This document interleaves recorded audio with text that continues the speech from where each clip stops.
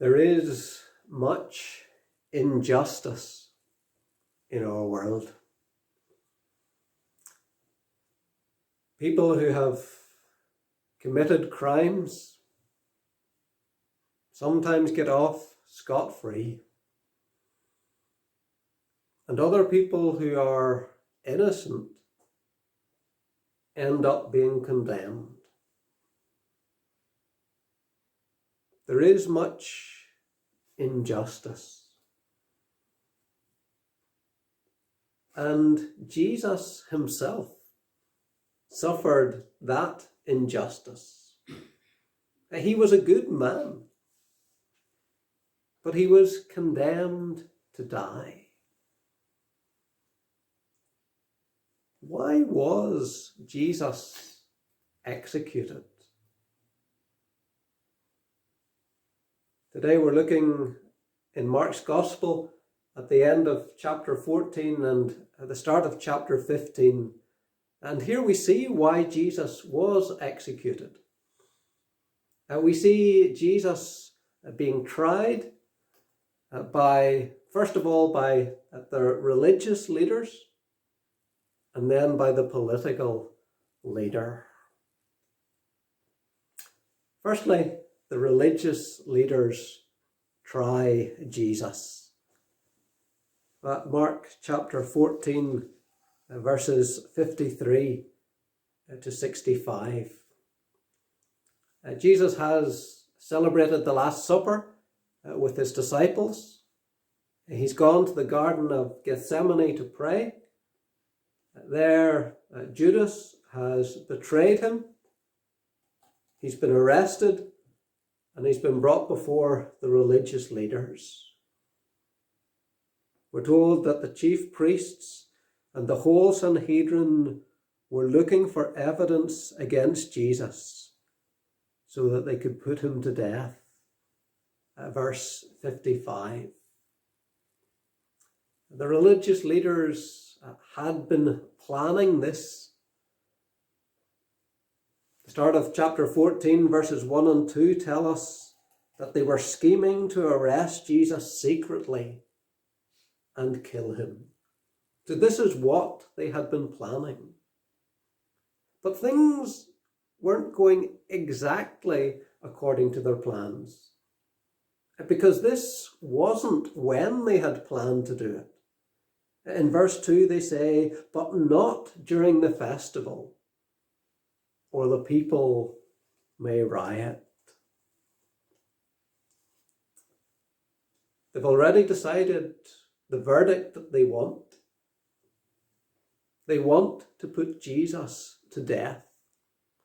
And then they go about looking for evidence of that, looking for an excuse that will allow them to put Jesus to death. We hear of similar things today. Christians in China are arrested. They're brought before the courts. They're tried. But it's not a real trial. Those who are trying them have already decided that they're going to send them to prison. The trial's just a show. And that was the case here with Jesus as well. They look for evidence against Jesus so that they can put him to death. But they did not find any. He is innocent. He hasn't done anything deserving death. Various people come and give evidence against him, but their evidence, they don't agree with each other. And the chief priests asked Jesus, aren't you going to answer these accusations? But Jesus remained silent, we're told in verse 61, and gave no answer. Jesus isn't trying to get out of this. He isn't trying to escape. Instead, he doesn't defend himself at all. He's silent. He's willingly going to the cross. The chief priest asks Jesus, "Are you the Messiah, the Son of the Blessed One? Are you the Christ, the one God had promised who would come and would rescue his people? Are you the Son of the Blessed One, the Son of God?" And Jesus says, "I am." He is the Messiah. He is the one God promised to send to rescue his people. He is the Son of God. And he says, "And you will see the Son of Man sitting at the right hand of the Mighty One and coming on the clouds of heaven." He's saying things that Mark has told us he said before.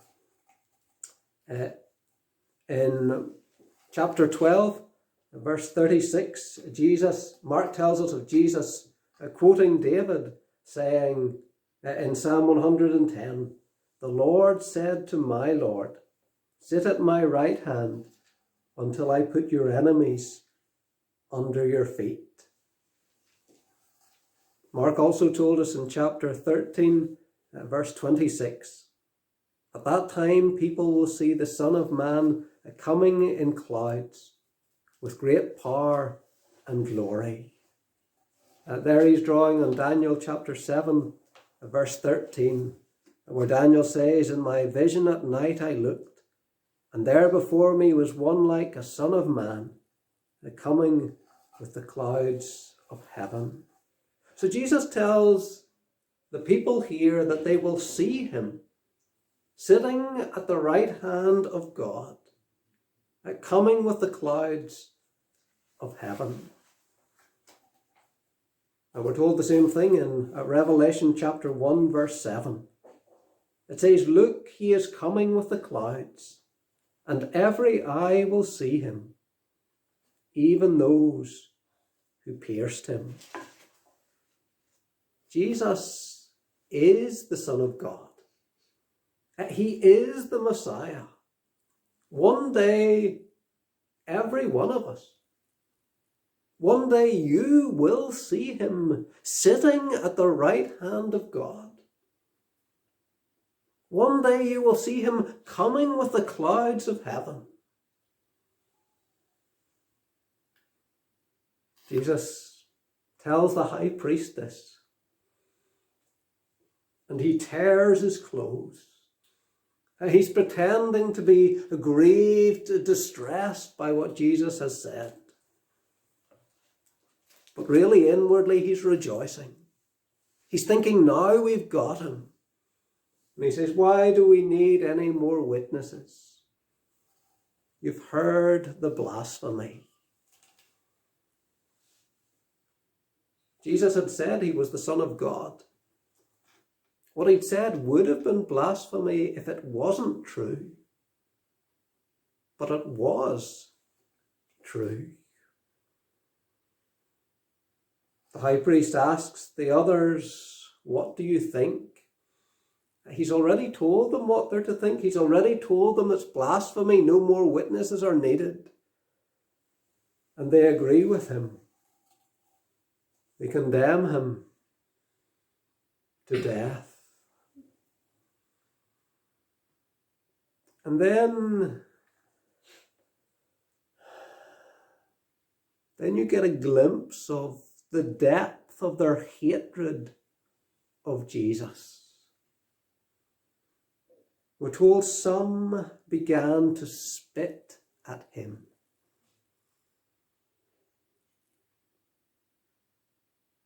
Has anyone deliberately spat on you?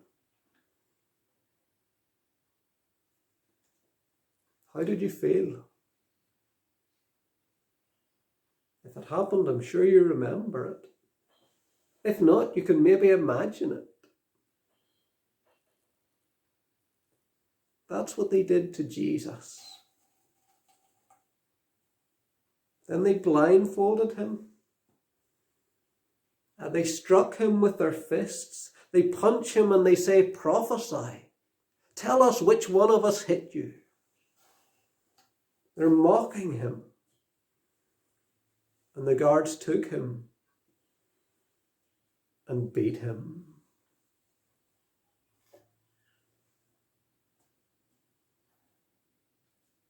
The religious leaders try Jesus. Secondly, Peter denies Jesus. Verses 66 to 72. Back earlier in the chapter, Peter had insisted to Jesus, "I will never disown you."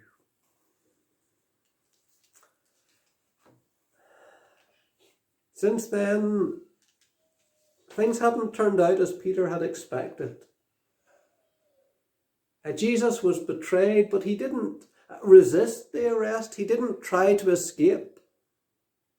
Instead, he went along with it, and Peter, like the other disciples, fled.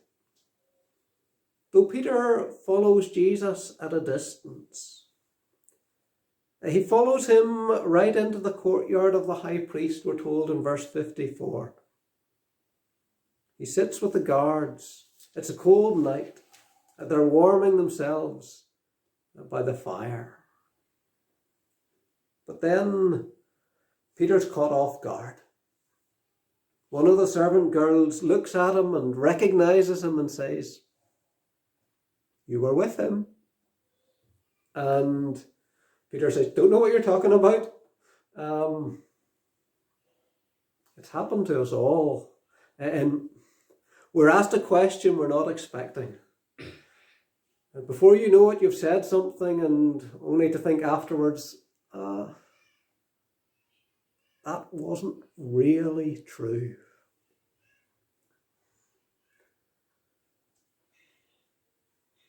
The servant girl says to others later on, "He's one of them." And again, Peter denies it. And a bit later again, one of the people says, "You are one of them. You're a Galilean. You're from the same place they're from. You're with them." And we're told that Peter began to call down curses. Verse 71. He says probably something like, "God curse me if this is, God strike me dead if this is true." And he swears, "I don't know this man you're talking about." He'd started off by saying he didn't know what they were talking about, but it's got worse and worse, hasn't it? He ends up calling on God to curse him, swearing that he doesn't know Jesus. He's been going down a slippery slope. Immediately the cock crows. Peter remembers what Jesus had said, that he would deny him 3 times that night before the cock crows. And Peter weeps.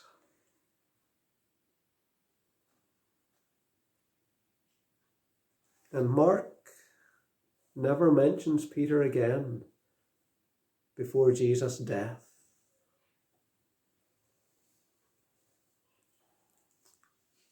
Jesus had warned Peter to watch and pray so that you would not fall into temptation. The spirit is willing, but the flesh is weak. Verse 38. And Peter thought that he would never deny Jesus. He didn't realize how weak he was.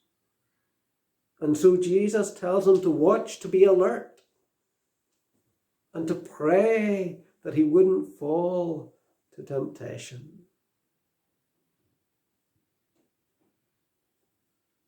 And we need to do the same thing. There maybe are things that we think, like Peter, that we would never do. We don't realize how weak we are. We need to watch and pray so that we don't fall to temptation. We need to be careful not to start down that slippery slope like Peter did. We need to always be willing to identify with Jesus, to nail our colours to the mast from the start.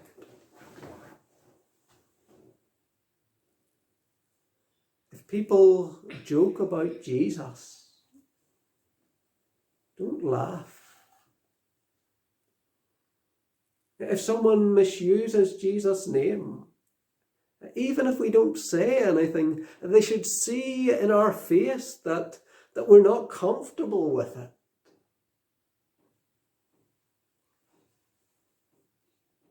If someone sneers at you, are you one of those Christians?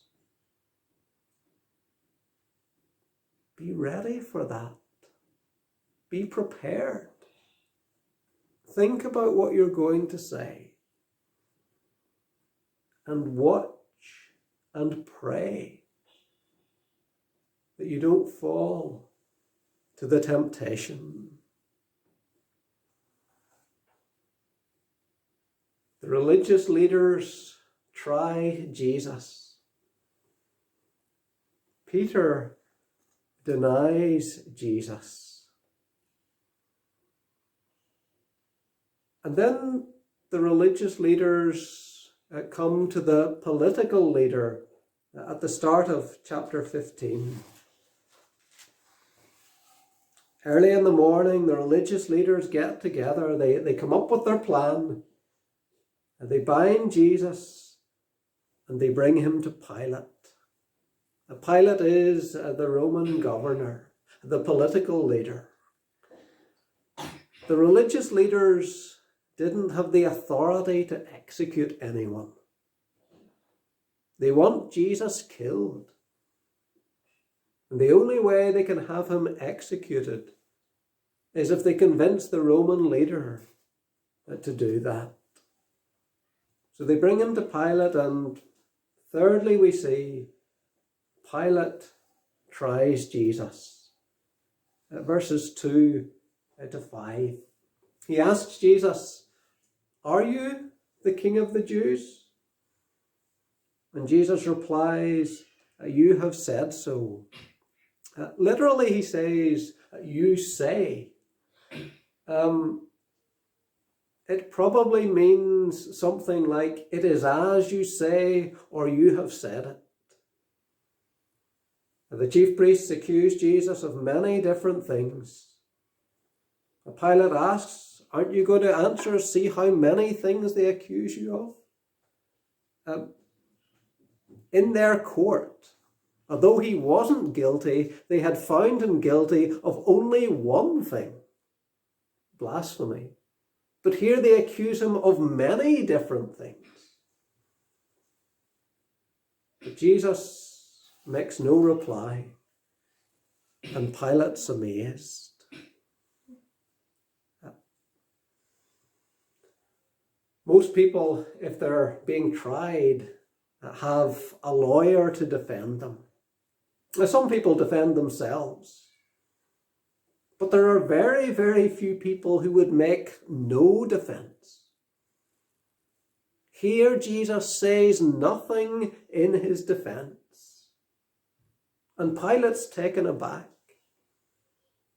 And as we saw earlier in chapter 14, verse 61, where Jesus didn't make defense before the religious leaders. Jesus is not trying to escape from the punishment that's ahead of him. He's not trying to get out of it.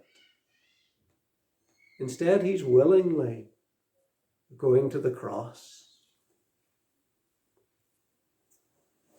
The religious leaders try Jesus. Peter denies Jesus. Pilate tries Jesus. Fourthly, Pilate tries to release Jesus. There's a custom during the feast of the Passover that one prisoner would be released to the people. And so Pilate says, "Do you want me to release to you the King of the Jews?" He knows Jesus is innocent. He's trying to release Jesus.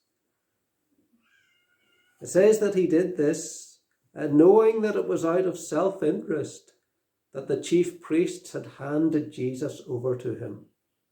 Literally knowing that it was out of envy or jealousy. Again, we see their hatred of Jesus.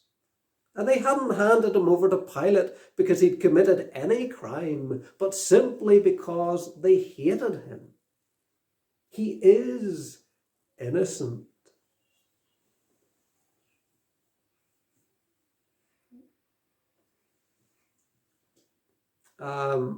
What Pilate's doing here, he knows that the religious leaders hate Jesus and want Jesus put to death.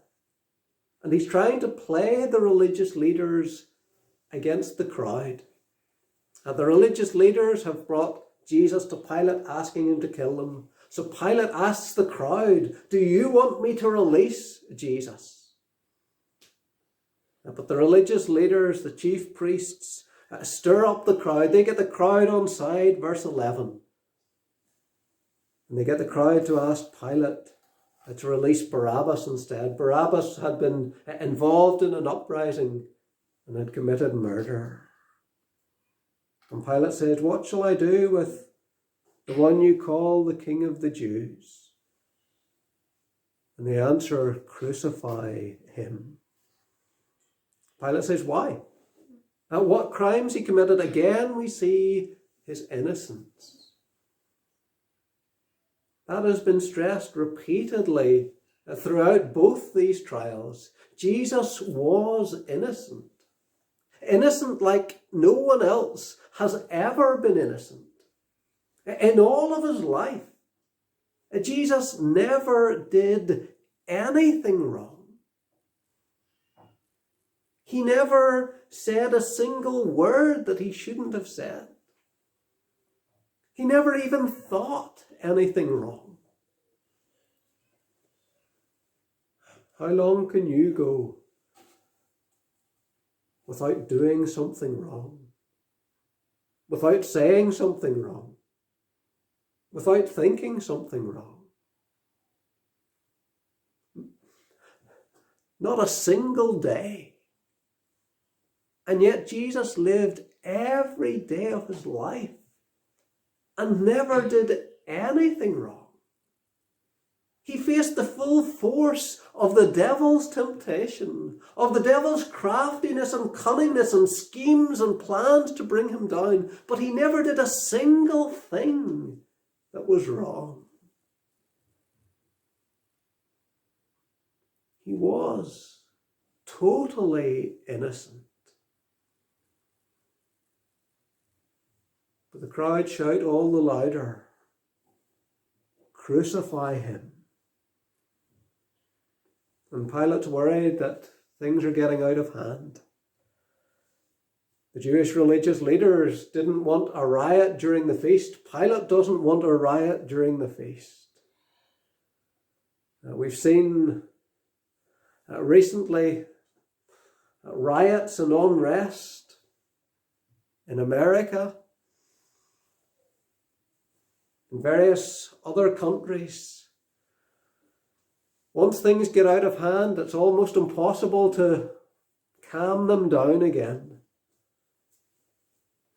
And so Pilate wants to calm things down before a riot starts. He wants to satisfy the crowd.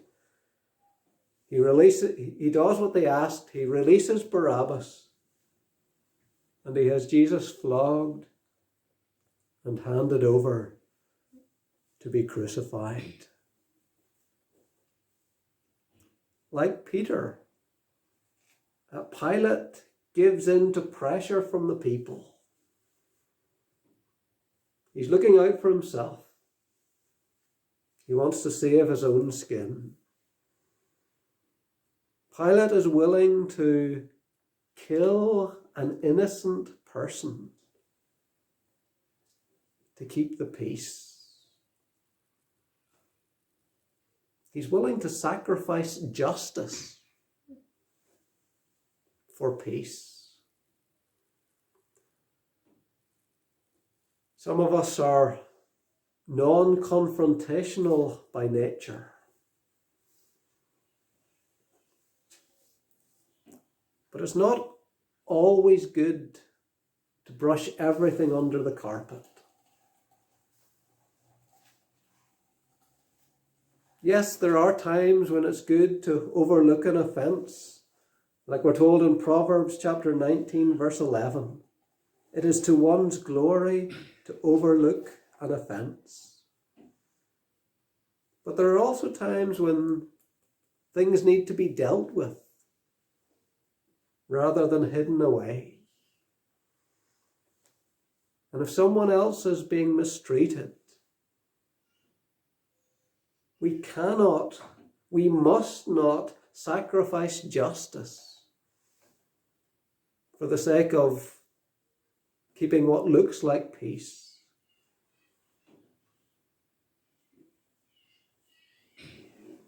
Here an innocent man is condemned to be executed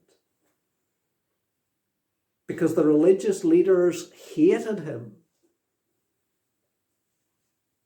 because the political leader is weak. It's described in Acts chapter 2, verse 23. This man was handed over to you by God's deliberate plan and foreknowledge, and you, with the help of wicked men, put him to death by nailing him to the cross. These are wicked men doing wicked things. And yet, it also happens according to God's plan and foreknowledge. God is working behind all this. God is working through all this. To bring this innocent man to be condemned and to die on the cross so that he can be a sacrifice for the sin of all his people. That we need someone innocent to take our sin.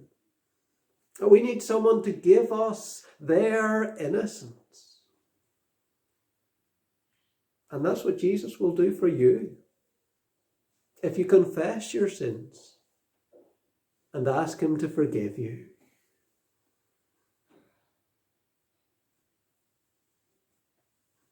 Pilate tried to release Jesus, but he ends up allowing him to be crucified.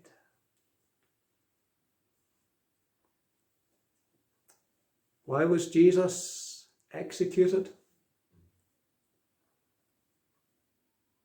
He was executed because the religious leaders hated him. He was executed because the political leader was weak. But ultimately, God was working through all that so that he would die on the cross, so that everyone who trusts in him could be saved.